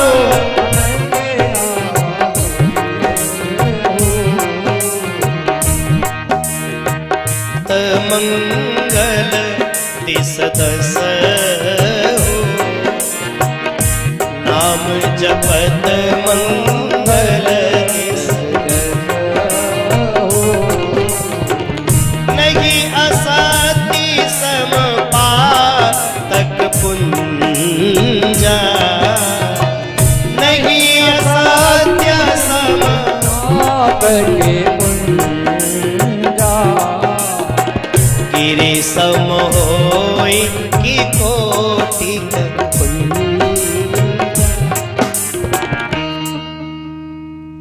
भाव कुभाव अनख आलसहु, नाम जपत मंगल दिस दसहु। नाम जपते ही दसों दिशाएं मंगल हो जाती है। अजामिल जब मरने को हुआ तो रोज बोलता था नारायण पानी लाना, नारायण भोजन लाना, और आज मरते समय भी मुख से यही नाम निकला, नारायण मुझे बचाइयो।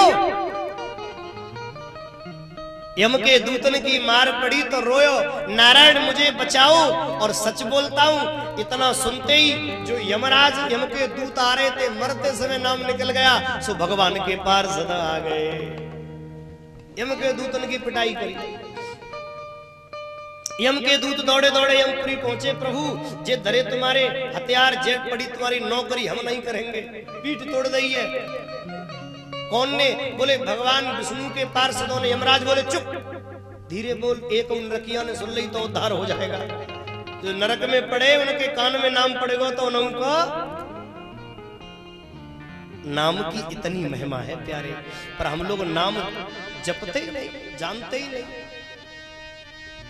आचार्य सुखदेव जी समझाते, राजन परीक्षित अजामिल का उद्धार हुआ। श्री सुखदेव जी ने परीक्षित जी से कहा, राजन इस तरह से नाम महिमा का फल है। परीक्षित बोले प्रभु एक प्रश्न और है मेरा। क्या? बोले इस नाम की, इस कीर्तन की महिमा क्या है? ये तो नाम की महिमा हो गई, सरकार कीर्तन की महिमा और बताओ। देखो कीर्तन उल्टो कर दे तो है वो नर्तकी। क्या हो गया? नर्तकी। नर्तकी से बचना है तो कीर्तन करना ही पड़ेगा। और कीर्तन भी कौन सो? छज्जे ऊपर बाजरा नहीं, जिसमें राम का नाम आवे, जिसमें राम का नाम आवे, वो कीर्तन महान है। चलो एक भजन गा लेते हम लोग, तो बड़े आनंद से सभी लोग श्रद्धा से मेरे साथ एक भजन गाते, सभी लोग आनंद से। और कब आओगे रे, आनंद है प्यारा। अरे कब आओगे हमारे देश, और मीरा देखे बाट खड़ी, कब आओगे हमारे देश, मीरा देखे बाट खड़ी। बड़ा सुंदर भाव है। कब आओगे मेरे प्यारे, सभी लोग ताली बजाकर आनंद से।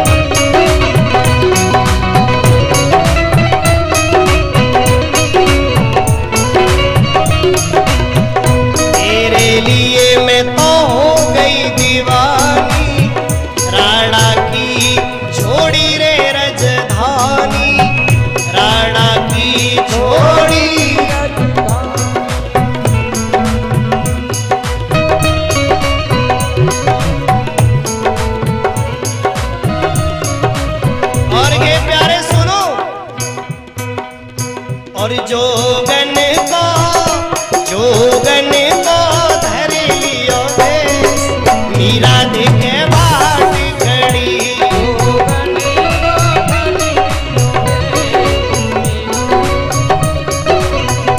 कब आओगे हमारे देश, मीरा देखे बाट खड़ी।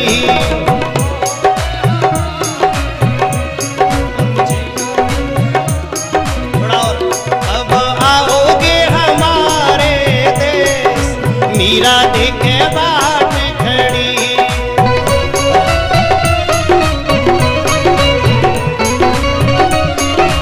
देखिए सभी लोग इस तरह से ताली बजाते हुए आनंद से जय हो।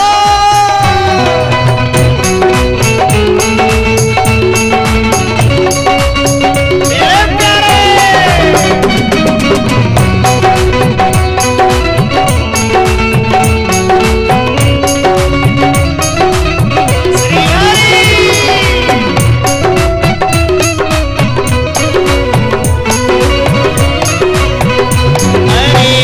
चाहिए रे तेरे महल अटारी, ना चाहिए तेरे महल अटारी।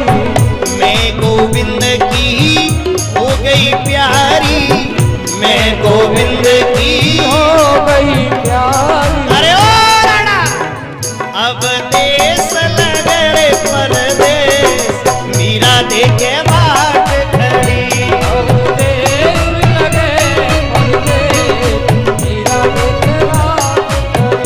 कब आओगे हमारे देश, मीरा देखे बाट खड़ी। आओगे हमारे देश, मीरा देखे बाट खड़ी। ओरे मीरा देखे बाट खड़ी।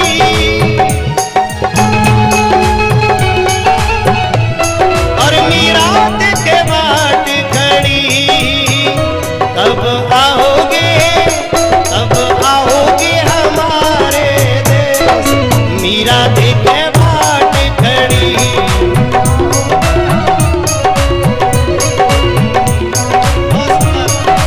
बोलिए कन्हैया लाल की।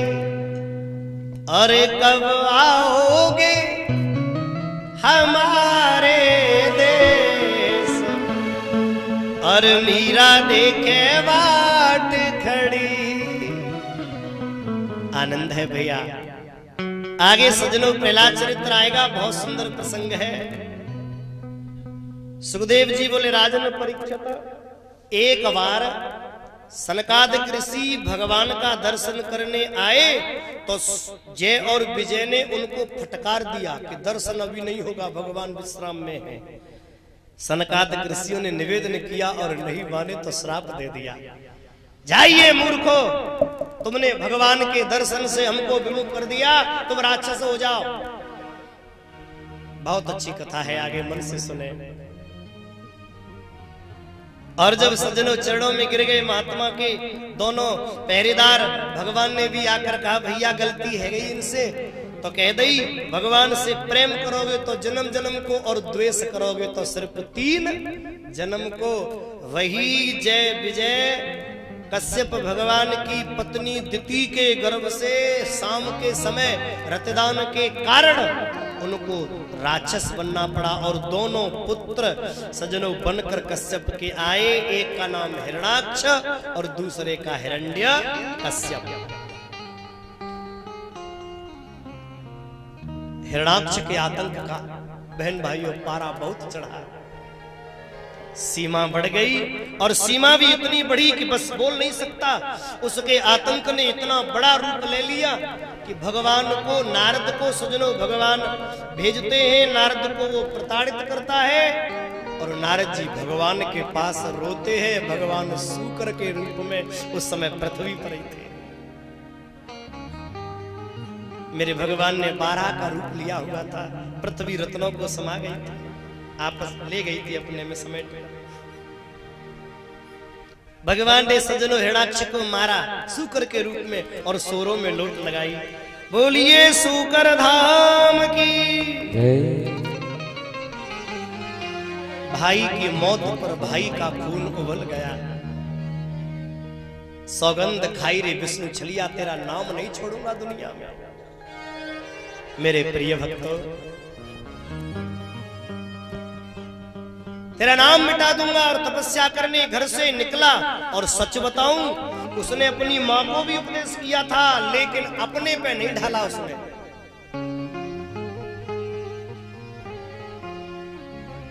भाई की चिता पर हाथ रख करके कसम खाई रे विष्णु, तूने मेरे भाई को मारा है रे।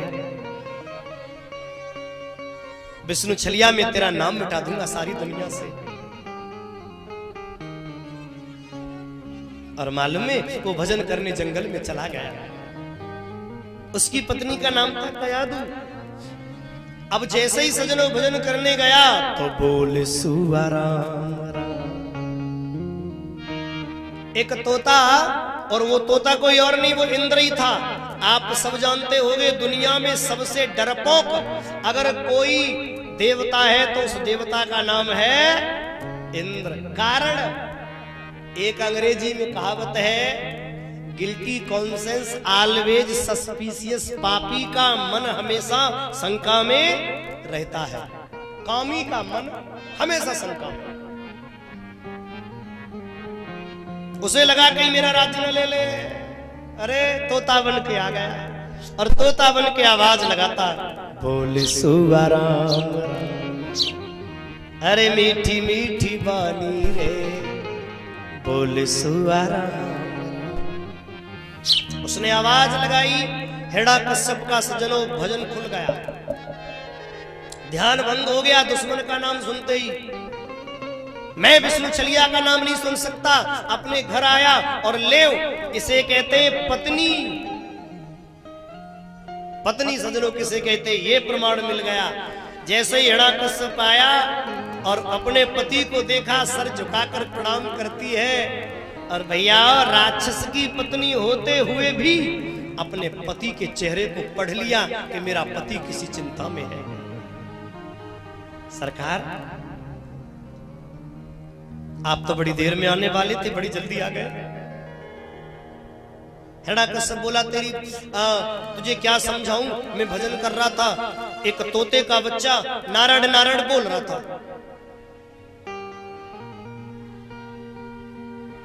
लो, इसे कहते पत्नी सोच लिया। ओहो, मेरे दुष्ट पति के मुंहते नारायण निकल गई, तो अब तो जी 108 बार निकलवानी है।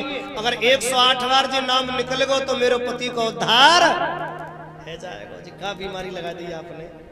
जाते पहले कम से कम सबको ध्यान वही तरफ, तो टीवी देख रहे हैं।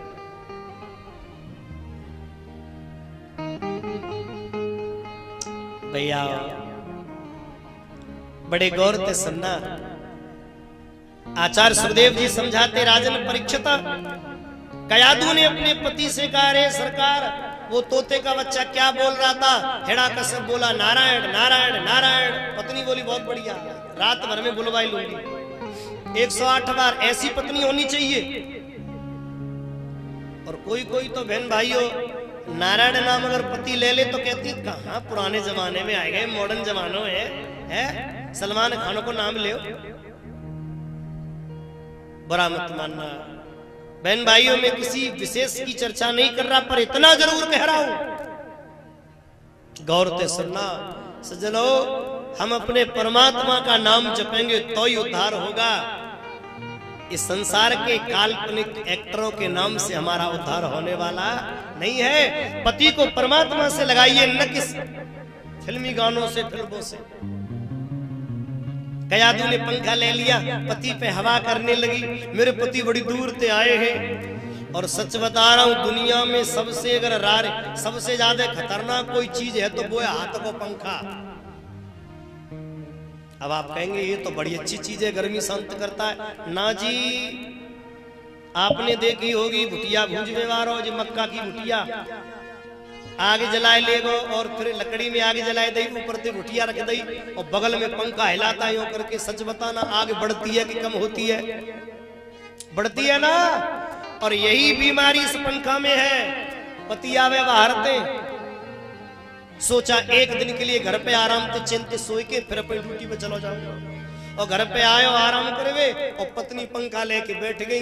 पति को लग रही है कि गर्मी शांत कर रही है, पर वे शांत नहीं कर रही। तुम चले जाते हो बाजार, वो नौकरी पे, मैं अकेली रह जाती हूँ। जिस सौत मुझे परेशान करती है, जिस सास की तो गलो एठ दूंगी, जो तो मानती ना है काऊ के साथ नहीं मोर है नो, या तो मुझे अलग कर जा या मुझे संग ले जा, है गई टेंशन, आए आराम करवे, कर लो आराम। ये पंखा बड़ी बुरी बलाए है भैया।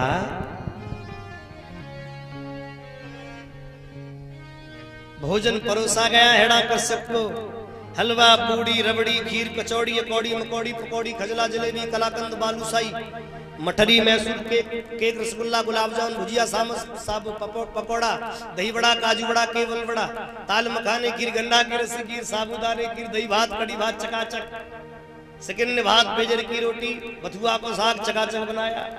इतने सुंदर पकवान बने, पति तो सजनों खाने लगा और एक गिलास मुंह में ले गयो। पत्नी ने पूछी अजी भोजन कैसा बना? बोले बहुत सुंदर। अच्छा है? हाँ। तो सरकार वो तोता का बच्चा क्या बोल रहा था ये बता दो। रणा से बोला नारायण नारायण। दोबारा मत पूछना। नहीं पूछूंगी। शाम हो गई और एक बात आपको समझाऊं, गौर से सुनना। वैसे माताएं पतिन ते रामू रामनाय करेगी, हो तू पे घर को सेठ और जादना मायके जानो हो या कोई चीज चाहिए, बाद में देखेंगी खुश है कि ना, और खुश दिखाई पड़े सोई रात में पैर दबाएंगी और पैर दबाएंगी धीरे से अजी तुम कह दे तो हम चली जाए। आज नहीं तो कल कही देगो तू बड़ी सेवा कर रही है, तो कया तू पैर दवाई में लगी, अरे वाह बड़ी सेवा कर रही है। सरकार वो तोता को बच्चा कहा बोल रहे हो ये बताओ। अब तो गुस्सा आ गई हिरण्यकश्यप को, एक जगह बैठ गया और बैठ के नारायण नारायण नारायण नारायण सारी रात। और पत्नी आराम से भजन करती थी। ये है सज्जनों, इसे कहते हैं सुलक्षणी पत्नी। सवेरे वो तो भजन करने चला गया, ब्रह्मा जी का ध्यान किया। ओम ब्रह्माय नमः ओम ब्रह्माय नमः ओम ब्रह्माय नमः। ब्रह्मा जी प्रकट भये, बोल क्या चाहता है? तो उसने सजनों कितना सुंदर मांगा। अरे प्रभु, अरे बह कहने लगा सरकार कि बह बोला लूंगा तोरे ऐसा जो कभी किसी ने लिया न हो। देना चाहते हो तो दे दो, हे दानी देव वही दे दो जो कभी किसी को दिया न हो। बोल क्या चाहिए? अमर कर दो। बोले नहीं कर सकता। कि ऊपर न मरूं नीचे न मरूं। ये हमारी और तुम्हारी कितनी बड़ी भ्रांति है कि जो चीज होनी है उसी को मांगते हैं कि जो हो ही नहीं। जबकि दुनिया चिल्ला रही है आया है सो जाएगा, सब चीज झूठी है, लेकिन सबसे सच्ची क्या चीज है? दो ही चीज सच्ची है, परमात्मा और मौत। सच्ची है कि नहीं बताओ? जन्म लिया है तो उसको मरना पड़ेगा, और सजनों परमात्मा सत्य है ये जानना पड़ेगा। और जब मरना ही है तो फिर मरने से बचने के उपाय हमें करने नहीं चाहिए, परम पिता के भजन में लगना चाहिए। और वो कह रहा है न ऊपर न मरूं नीचे न मरूं,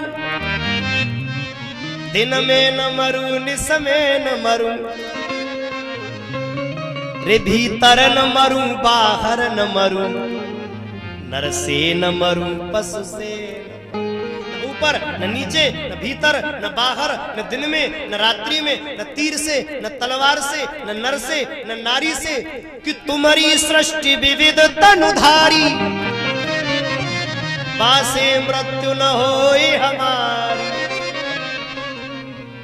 ब्रह्मा जी जितने तुमने बनाए हैं वो एक भी मुझको मार नहीं पावे। ले ब्रह्मा जी बोले तथास्तु ऐसा ही होगा। ब्रह्मा जी तो थोड़े आगे चले और फिर बोलो निक रुक जाइयो, एक और रह गया। अब क्या रह गया? बोले 12 महीनों में 1 महीना में नहीं मरूं। ले कितनी योजना, कितना प्रयोजन करता है आदमी साहब, जबकि मालूम है कि माटी के पुतले तुझे कितना घुमा, माटी के पुतले तुझे कितना घुमा, माटी के पुतले तुझे कितना घुमा। तेरी औकात क्या, तेरी औकात क्या, तेरी क्या शान है, माटी के पुतले तुझे कितना घुमा, माटी के पुतले तुझे कितना घुमा। 1 मिनट, कछू कछू अम्मा तो ऐसी बैठी है जैसे कि बस ताली बजा ले। अम्मा ने कहा ऐसे ही, अरे माटी के पुतले तुझे कितना गुमान है, माटी के पुतले तुझे कितना घुमा। तेरी औकात क्या, तेरी औकात क्या, तेरी क्या शान है, माटी के पुतले तुझे कितना गुमान है, माटी के पुतले तुझे कितना घुमा। जय हो।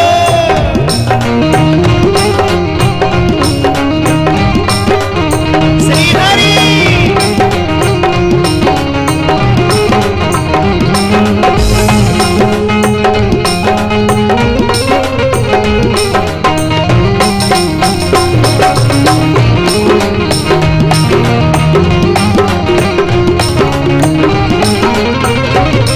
और प्यारे सुनो,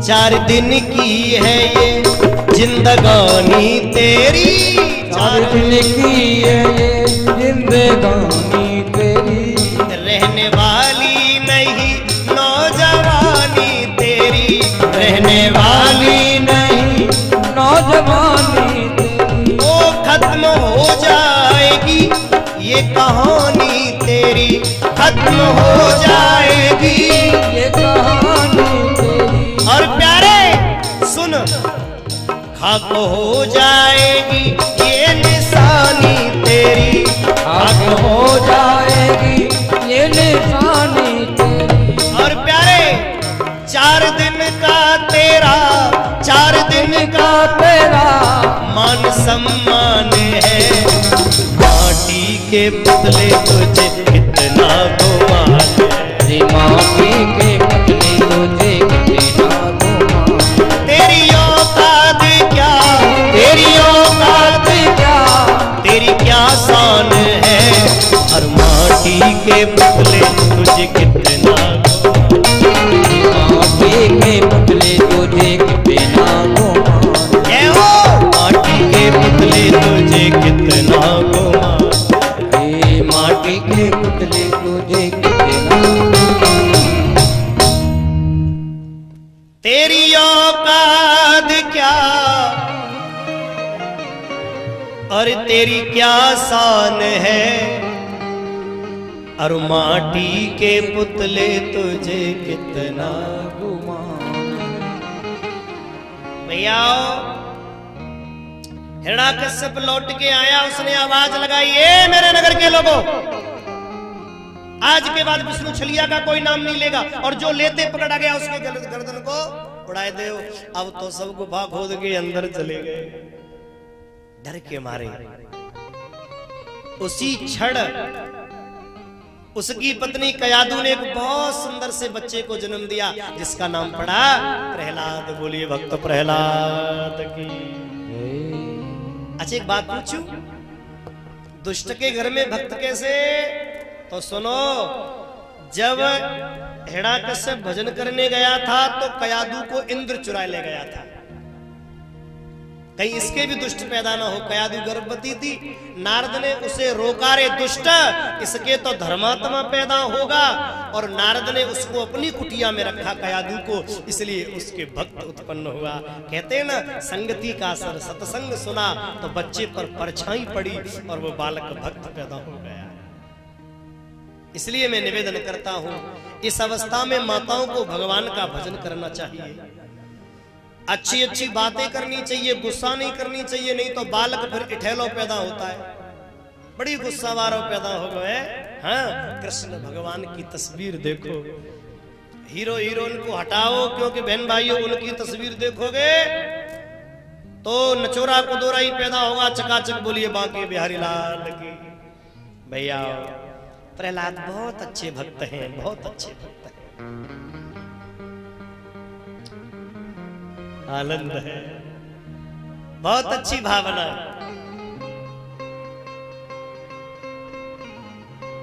प्रहलाद थोड़े बड़े हुए, एक दिन हिरण्याकश्यप ने गोद में ले लिया।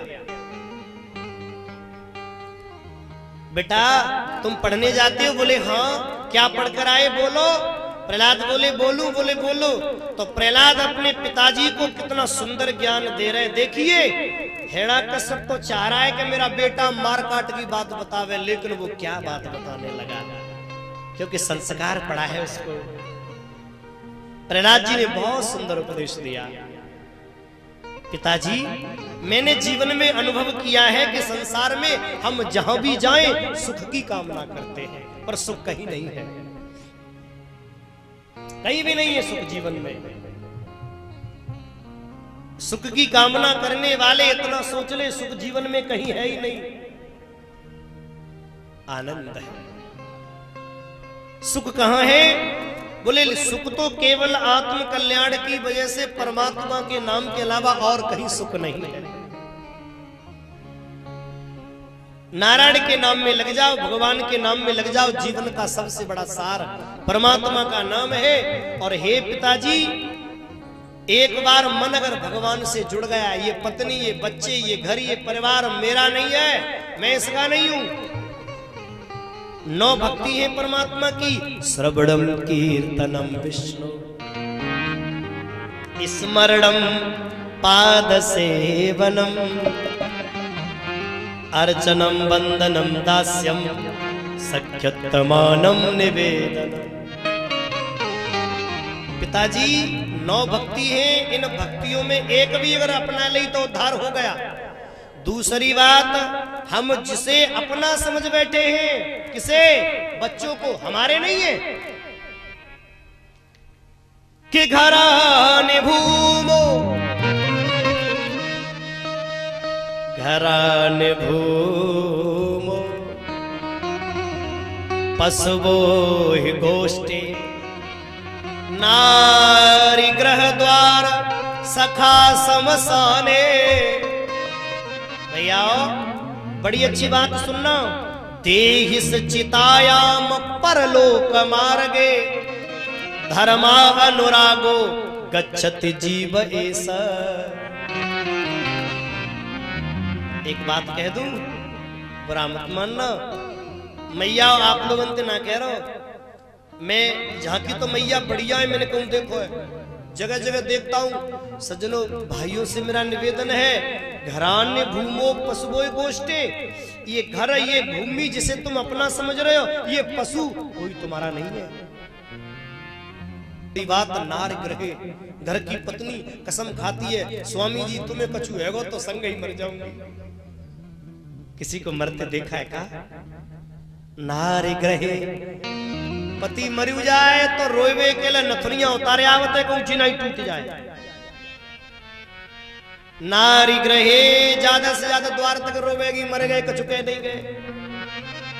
और मैंने तो जगह जगह देखी है, पति मर गया, पत्नी रो रही है, और तब तक कोई आएगा, चाची अब जो भयो सुब हो, कंडा कहते ले जाए तो रोते ही में, बेटा नए वाले बिटोरा है मत चुनियो, पुराने वाले में तो ले जाए। तेरा राम भला करे, उसके लिए पुराने कंडे है।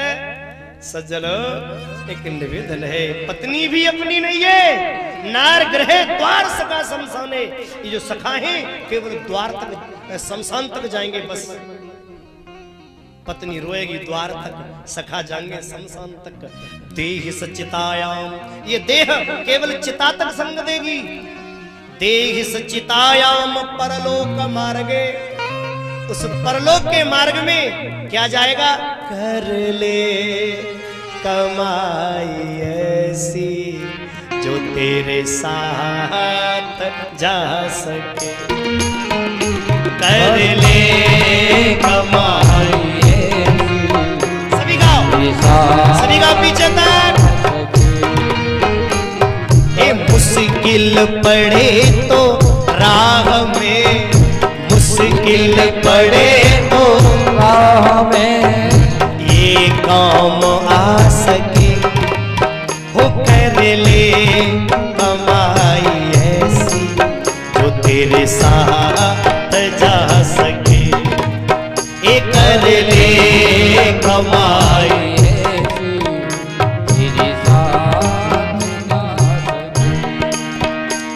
और मुश्किल पड़े तो राह में, मुश्किल पड़े तो राह में ये काम आ सके।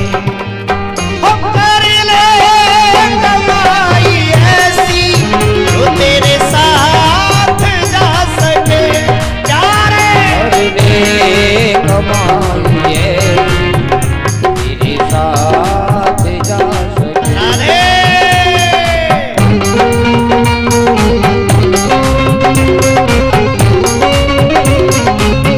सभी गाइए।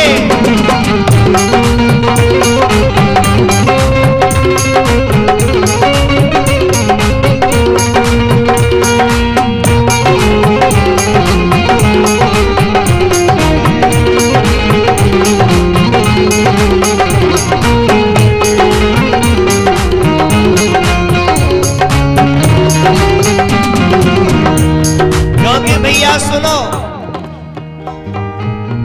कहते हैं ना परिवार वाले तेरे मुश्किल में छोड़ दे, कोई नहीं जाएगा। परिवार वाले तेरे मुश्किल में छोड़ देंगे। अरे ओ मूर्ख सुन, जिनको बनाया अपना वो रिश्ता तोड़ देंगे। जिनको बनाया अपना वो रिश्ता तोड़ देंगे। अरे हरे को बना ले साथी, हरे को बना ले साथी। ये वहां जाने के लिए कमाई कौन सी है? ये कमाई तो चाहिए। देखो खाऊ तो पैसा मांगो तो कैसे मांगता है? ऐसे करे कहते हैं ना, है जा में अंगूठा आगे कुचले समझ रहे हो जो नहीं रह जाएगी, और जा में अंगूठा पीछे कुचले जी समझ लो संग में जे कमाई आएगी। संग में जेवारी नहीं, कोई घर लेगो संग में, कोई नहीं लेगो। हर को बना ले साथी,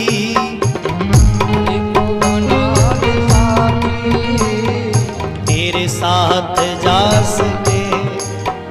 कर ले कमाई ऐसी तेरे काम आ सके। प्यारे कर ले कमाई ऐसी तेरे साथ जा सके। कर ले कमाई ऐसी तेरे साथ जा सके। हर को बना ले साथी जो तेरे साथ जा सके। कर ले कमाई ऐसी जो तेरे साथ जा सके। मेरे भाई बहन, केवल एक ही कमाई है परमात्मा के नाम की। सज्जनों, हिरण्याकश्यप को प्रहलाद समझा रहे पिताजी कोई किसी का नहीं है, यहाँ पर केवल नाम ही रह जाता है। हिरण्याकश्यप ने प्रहलाद को नीचे पटक दिया। गुरुदेव से कहा इसको मारकाट सिखाओ, लेकिन मारकाट कैसे सीखे जो नाम पक्के में रंगा। चढ़ता न दूजा रंग है, जो संग सतसंग में चला, चलता न दूजा संग गया है। मेरा बेटा एक दिन सज्जनों गलियों से निकल रहा था नगर में, तो प्रहलाद ने क्या देखा कि एक कुम्हारी अवा के पास में बैठी है। उस कुमारी की आंख में आंसू चल रहे। प्रहलाद ने पूछा, अरे माँ क्यों रोती हो और ये नाम किसका ले रही हो? कुमारी ने कहा, परमात्मा का। अरे परमात्मा का नाम ले रही है तो इतना पता ना है मेरा पिता तुझको मार देगा। उसने कहा, बोले तेरा पिता मेरा कुछ नहीं कर सकता, मेरा मालिक तो वो है। प्रहलाद बोले, री कुमारी इसका मतलब तू ये नाम नहीं छोड़ेगी? बोले नहीं। तुझे बड़ा भरोसा है? बोले हाँ, मुझे अपने परमात्मा पे भरोसा है, मेरा परमात्मा मेरा जरूर हित करेगा।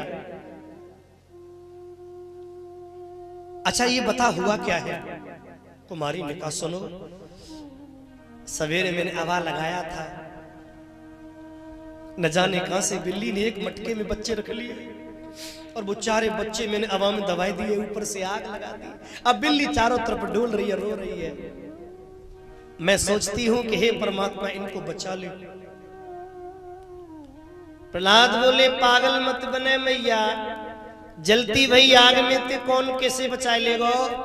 बोले बेटा मेरा परमात्मा सब में समाया हुआ है, अग्नि में भी वही तत्व है, जल में भी उसी की शीतलता है, अग्नि में उसी की दहकता है, वायु में उसी की तीव्रता है, आकाश में उसी का विस्तार है, पृथ्वी में उसका स्तंभ, सब कुछ वही है। बोले इसका मतलब तू नहीं मानेगी? बोले नहीं। प्रहलाद बोले अगर ऐसा है तो सुन, सुबह आऊंगा, अवा खोलना, बच्चे बच गए तो तू मेरी गुरु, अन्यथा तेरे पूरे परिवार को फांसी पे चढ़ा दे।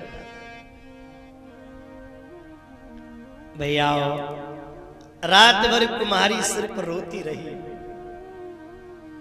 और कुम्हारी ने रोकर केवल 2 शब्द कहे, परमात्मा मैं जानती हूं, मुझे मालूम है कि तू सब में व्याप्त है प्रभु, और मैं ये भी जानती हूं कि सवेरे ज्यादा